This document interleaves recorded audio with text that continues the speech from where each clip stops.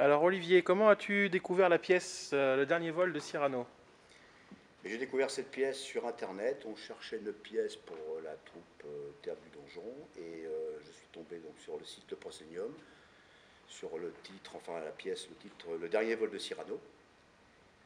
Donc je l'ai téléchargé, je l'ai lu, elle m'a beaucoup plu. J'en ai parlé à mon ami Pascal, qui était d'accord, enfin partant pour le projet. Et on a contacté l'auteur qui nous a donné son aval pour monter et jouer cette pièce.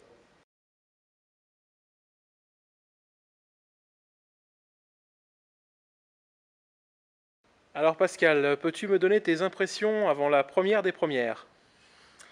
Eh bien, un peu tendu, évidemment, comme avant toutes les premières. Le texte est quand même compliqué, complexe à apprendre, à redonner. La difficulté va être de le redonner au public, pour qu'il soit suffisamment audible. Voilà, donc évidemment un peu tendu, mais impatient aussi de jouer cette pièce-là pour la première fois.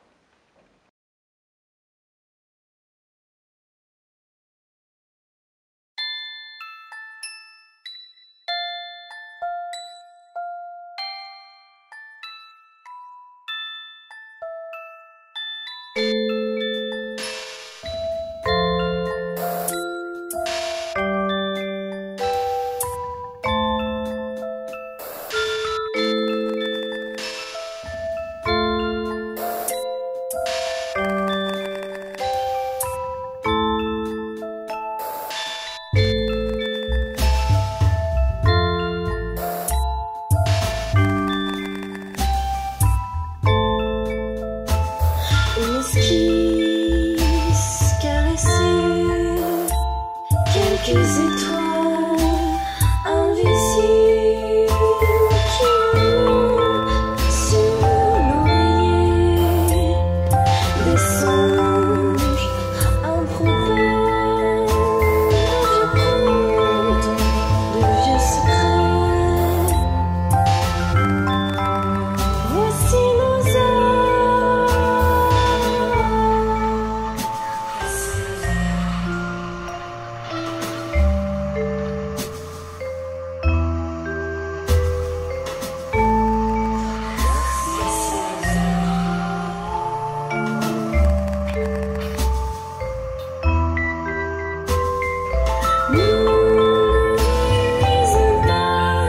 nous qui mettons à l'envers, nos fleurs s'épanouissent comme chair de ferveur, comme place Christine, un truc de fureur.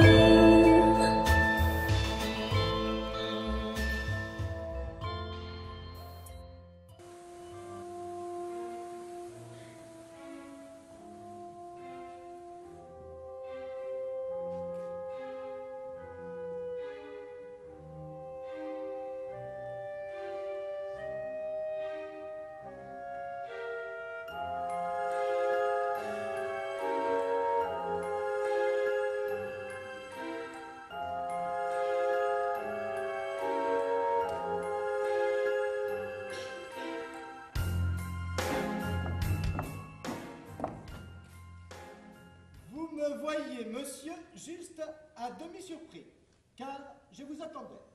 Toujours la répartie. La répartie, mon cher, fut bien tout votre orgueil. Et si vous existez au-delà du cercueil, vous lui devez beaucoup. Moi qu'à votre opuscule, qui a fait d'un soldat un amant ridicule. Bien, la joute est lancée. Où sera la victoire dans ce duel absurde? Un duel oratoire, mais cela fait 100 ans, monsieur, que je l'attends. Le petit Cyrano contre le grand Rostand. Dieu que l'affiche est belle et que je me sens bien. Je pourrais respirer enfin sans coquelin, ne pas subir ses tics, sa mégalomanie. Monsieur de Cyrano, Coquelin vous a grandi. Allons bon, revoilà les vieux démons qui dansent. Vous prenez un acteur, je m'avance. Vous écrivez un rôle tout juste à sa portée. Vous l'affublez pourquoi? D'un horrible grand nez, et pour corser un peu sa triste pantomime, il vous vient une idée. Prendre mon patronyme. Je vous inscris alors à la postérité. Je ne vais pas, monsieur, vous trouer la paillasse comme ça.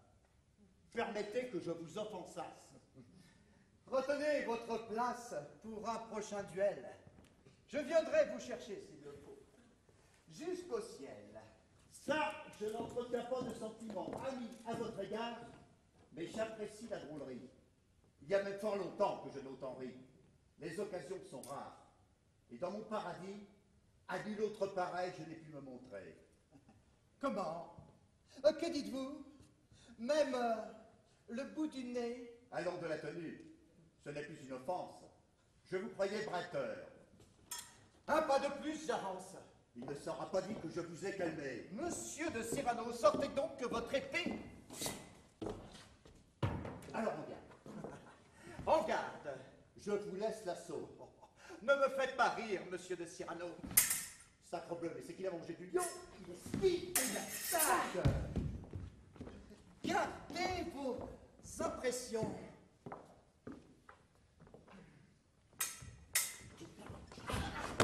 Sacrebleu, mais tu te passes comme un ours. C'est l'honneur qui chavire. Cette fois, monsieur, c'est vous qui faites rire. Une escarmouche, encore une pochade et... Ah, mille excuses, Seigneur. Votre coup est un flop.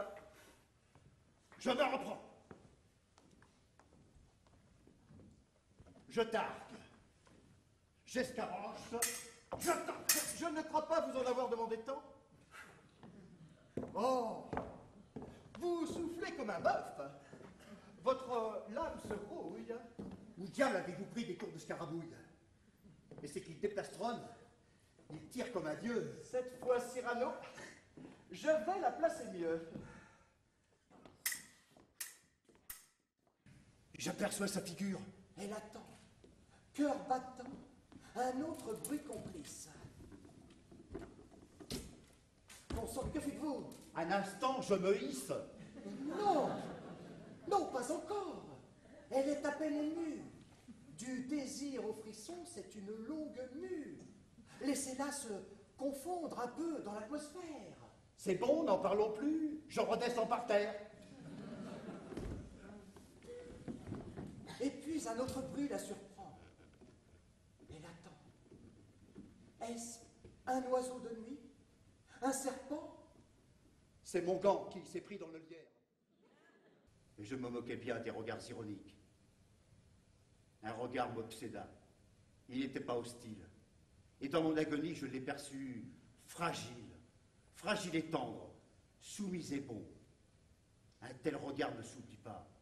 Tenez, c'est un peu comme un phare, une lumière au loin qu'on perçoit dans sa nuit.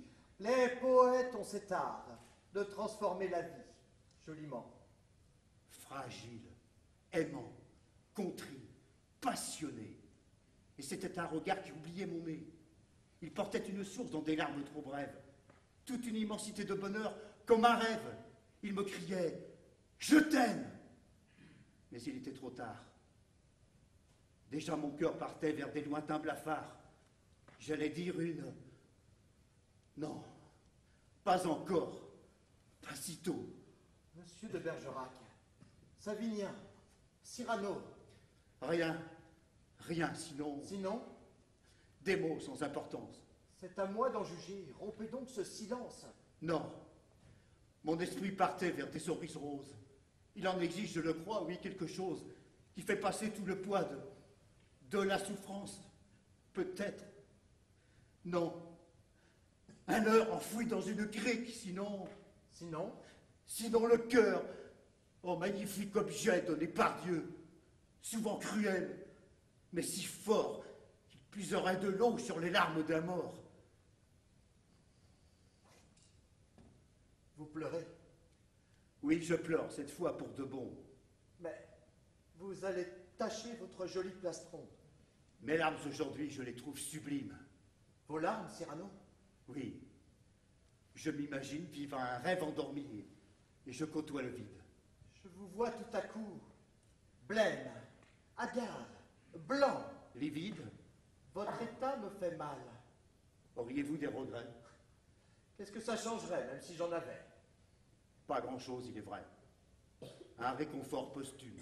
Monsieur de Cyrano, le conquérant des lunes. Elle n'est pas habitée, je vous le certifie. C'est là que je m'en vais faire mon paradis. Vous me touchez beaucoup sous vos airs excentriques. Ne restons pas ici. J'entends de la musique. Rassurez-vous, De Guiche est mort. Un air de fifre. Je n'entends rien. Un air au loin. Un air de fifre. Je n'entends rien. Ce sont les cadets. Il délire. Ce sont les cadets de Gascogne. Il s'obstine. Christian, notre union sans témoin clandestine peut se rompre si nous survivons. Il empire. Hardi, reculez pas de relance. Mais c'est inouï, ce diable de Gascon mériterait 2 vies.